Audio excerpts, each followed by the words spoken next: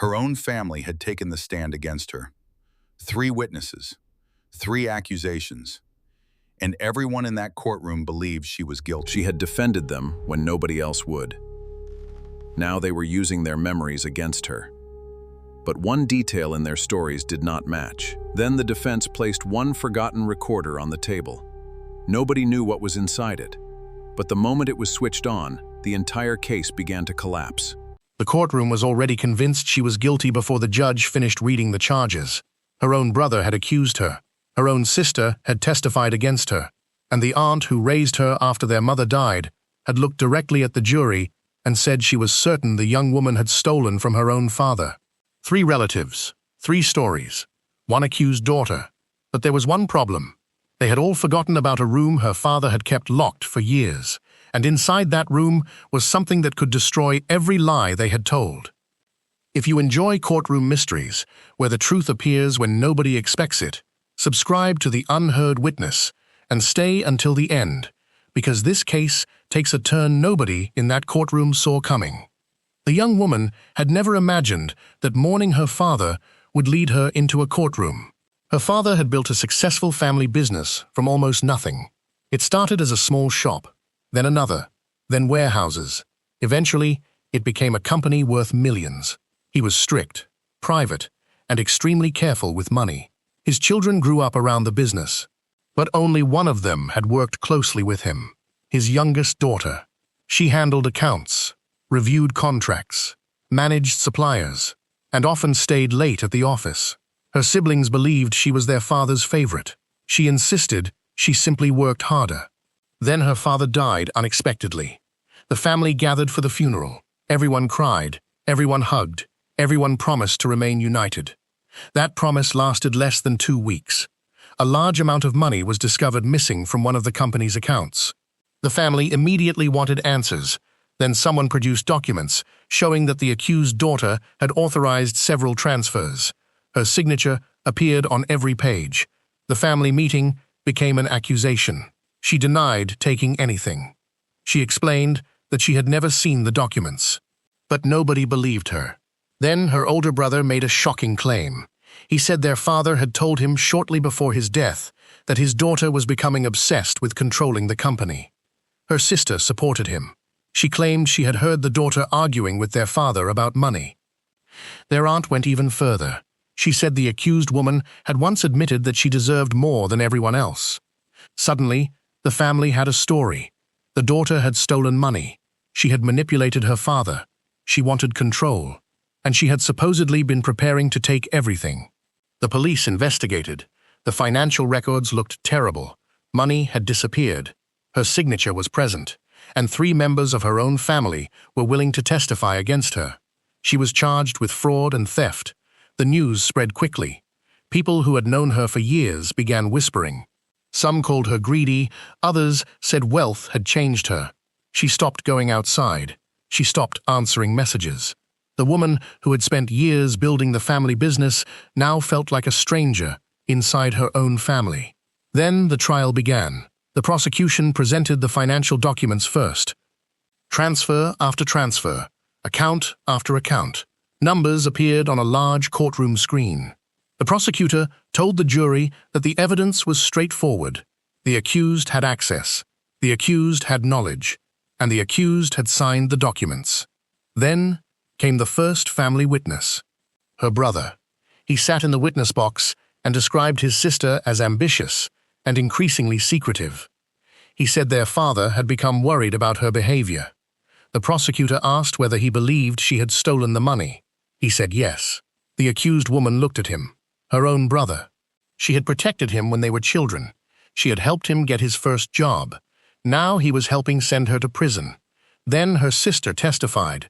Her story was almost identical. She claimed their father had been frightened during his final weeks. She said he wanted to change his will. And she said the accused daughter had become furious when she learned about it. The prosecution appeared confident. Then the aunt took the stand. The courtroom expected another accusation. Instead, something strange happened. Her aunt repeated almost the exact same sequence of events. Same argument. Same evening. Same accusation. even the same description of the father's emotions. The defense attorney listened carefully, then asked one question. How did she know the exact time of the argument? The aunt hesitated. She eventually said she had been told. By whom? She could not remember. The lawyer sat down. The jury noticed. The next morning, the defense began examining the financial records. The lawyer focused on one document, a transfer authorization dated on a Sunday. The prosecution said the accused signed it at the family company's main office, but the lawyer produced the company's official operating records. The office was closed that Sunday. Security logs showed nobody had entered the building. The prosecution argued that the document could have been signed elsewhere. The defense asked for the original. There was a problem. The original could not be found. Only a scanned copy existed. The defense requested a forensic examination. Experts compared the signature with older documents. They found something disturbing. The signature was genuine, but it appeared to have been copied from an older contract. Someone had taken her real signature and placed it onto a new document. The courtroom erupted in whispers. The prosecutor immediately challenged the finding, but the defense was already moving to the next document. Another transfer, another signature, another suspicious similarity, then another. The same signature pattern appeared across multiple documents. The accused had not signed them. Someone had digitally reproduced her signature. The judge ordered a recess. Outside the courtroom, reporters surrounded the family. Nobody wanted to speak. Then investigators reopened the company's financial records. They discovered that the missing money had not gone directly to the accused woman's account. It had passed through several accounts. Eventually, investigators traced some of the funds to a private company. The company was controlled by her older brother.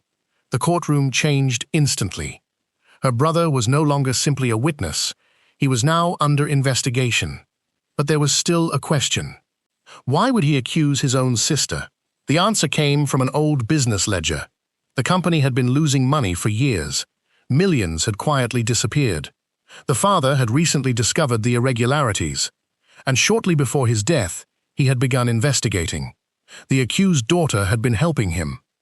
That explained why she had access to the accounts. She wasn't stealing from the company. She was helping her father find out who was stealing. The family had known, and they had panicked.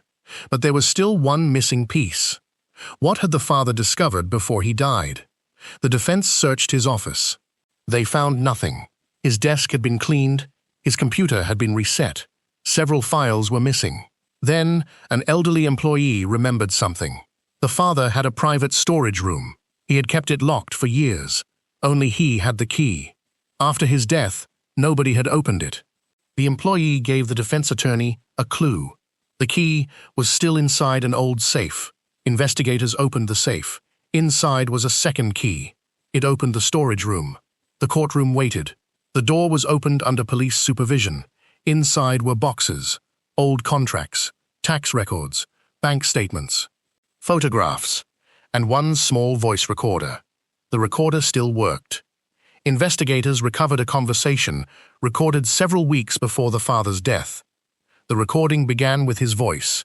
He was angry. He was confronting someone about missing company funds. Then another voice answered, his son, the brother who had just testified against his sister. The father accused him of secretly transferring money. The brother denied it. Then the father mentioned something that changed the entire case. He said he had already spoken to his daughter. He trusted her. She had been helping him investigate the missing money. The accused woman was not the thief. She was the person helping expose the theft. The courtroom became completely silent, but the recording continued. The father said he had prepared a new will, and he had placed important evidence somewhere safe. The brother suddenly became quiet. Then, the recording ended. The prosecution had no answer. The defense looked toward the jury. The case that had started with a supposedly greedy daughter had become a story about a family protecting a secret. The brother was arrested, then the sister. Then, the aunt admitted she had lied. She had been promised financial protection if she supported the family's story. The false documents were exposed, the stolen money was traced, and the father's original will was recovered. It named his daughter as the person responsible for protecting the company until the investigation was complete. She had never wanted to steal the family fortune. She had been trying to save it. When the judge finally dismissed the charges, the courtroom remained silent. The young woman did not smile. She simply looked toward her family, the people who had taken the stand against her, the people who knew her childhood, her fears, her dreams, her sacrifices. They had known she was innocent, and they had still chosen to betray her. The judge later ordered the financial investigation to continue. The stolen money was recovered piece by piece. The company survived, but the family never did. The young woman eventually took control of the business, not because she had won a battle against her siblings, but because her father had trusted her with the truth. She kept his office exactly as it was. The old desk, the photographs, the locked cabinet, and the little voice recorder that had saved her life. Years later, people still remembered the case, not because millions had disappeared, not because forged signatures had fooled investigators, but because 3 people had stood before a courtroom and accused someone they had grown up beside. Her own family had tried to turn her into a criminal. They thought the evidence was perfect. They thought the witnesses were enough. They thought the truth had been buried with her father. But they made one mistake.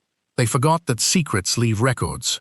And sometimes, the quietest piece of evidence can speak louder than an entire family. The courtroom had listened to 3 voices accusing her. Then it heard one recording. And one recording was enough to expose them all. Because in the end, the daughter they tried to silence was not the thief. She was the witness they never expected to survive.